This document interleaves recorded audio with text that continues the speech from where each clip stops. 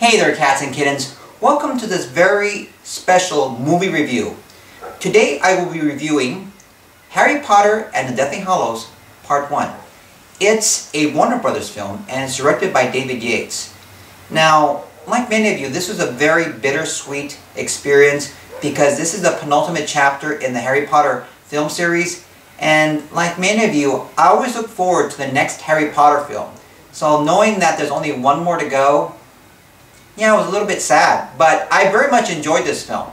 Now, where are we in the film series? Well, right now we see that a dark shadow has been cast over the world of Harry Potter and his friends as Lord Voldemort's forces have succeeded in a series of victories. Among other things, they've taken over the Ministry of Magic and Hogwarts, and they've become much more brazen in their attack on the mortal world, which they call the Muggle world. Additionally, they've begun purges of those who are not wizards by both parents, and because they want to eliminate what they call half-bloods, or more derogatorily, mudbloods. And so that's going on. And now we find that Harry Potter and his allies, they're under siege, and by the end of the film, many of them are forced underground. So it's a dangerous world in which Harry can't even safely get from one place to another without fear of being assaulted or attacked. And so it's interesting because this film series had almost a very kind of somber feel. It almost felt a little bit like Awake. But there were a lot of moments of terror, of sadness, of contemplation, which I thought was fitting.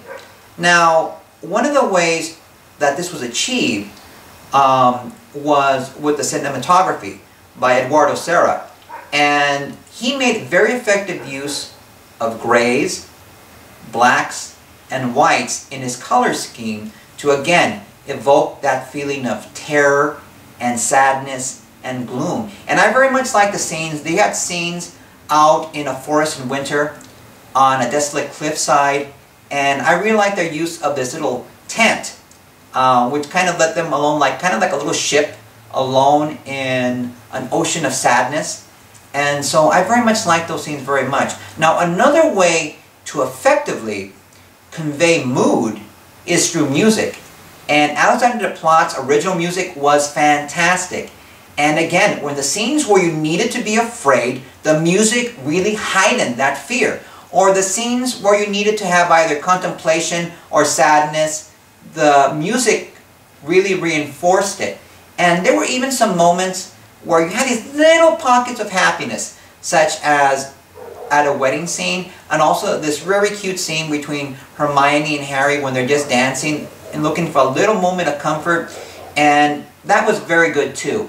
And now, what about the performances themselves? Well, what I like very much is, first you have Rupert Grint. Now, Rupert Grint played the role of the everyman. He was kind of like us, the audience member, because one would like to hope, one would like to imagine that, well, if I was in the world of Harry Potter and I was Ron Weasley, then I would simply, you know, be a hero, and I would take care of it all, and Lord Voldemort, I would pwn him, and just, no. But honestly, when you're looking into the face of evil, you don't know how you're going to react. You might shrink into yourself. You might be incapable of action. So when you see Ron deal with all these doubts and fears, or even feel jealous because he thinks there's a romance between Harry and Hermione, these are all human emotions. But ultimately, Ron steps up. And in a very pivotal scene in the film, he really ascends to become the hero everyone needs him to be. So, good job. Now, additionally, what about Daniel Radcliffe as Harry Potter? Well, what I liked was very much, you saw the weight of the world on his shoulders.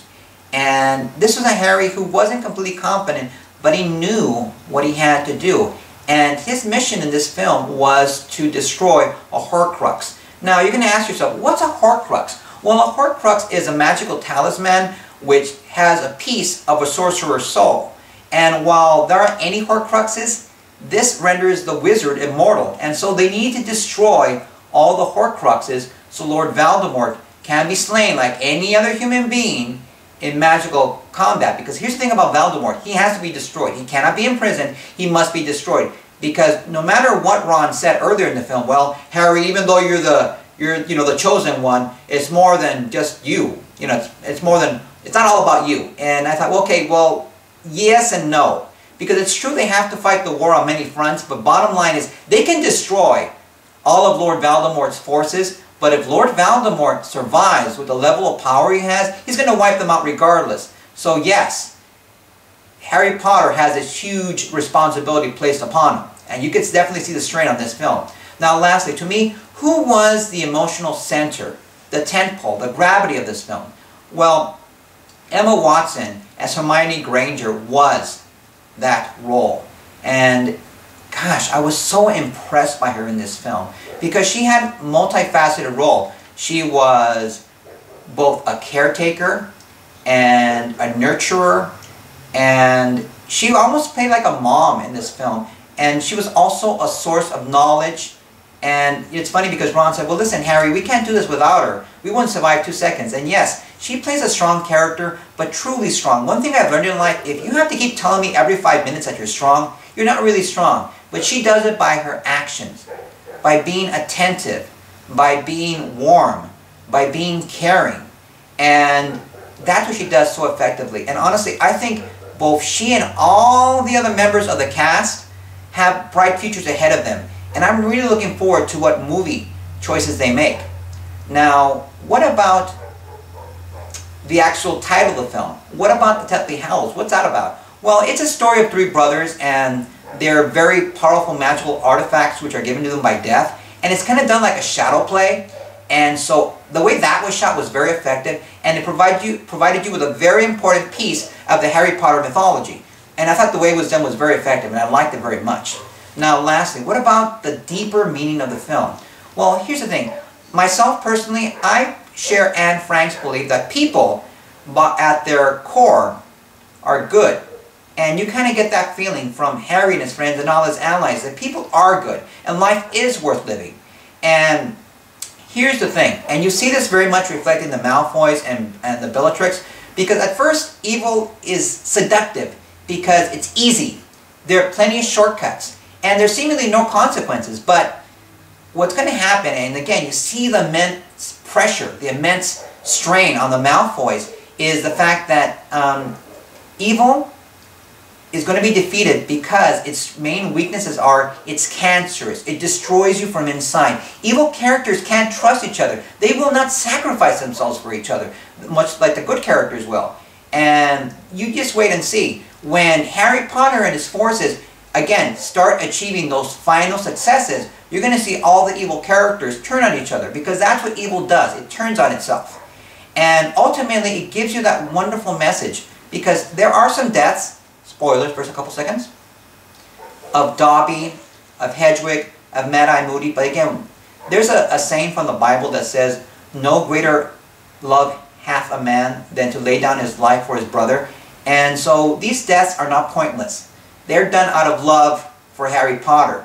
And that kind of sacrifice is really makes, when they pass from the stage, very, very much moving. And that's why I think is the ultimate message of this film. That even in the midst of adversity, good is eternal. Good is infinite. And good, love, and friendship are immortal and will last forever and ever. And what a beautiful message that is to take from a film series. Alright guys, I wish you the very best today, and thank you for listening. Take care now. Bye.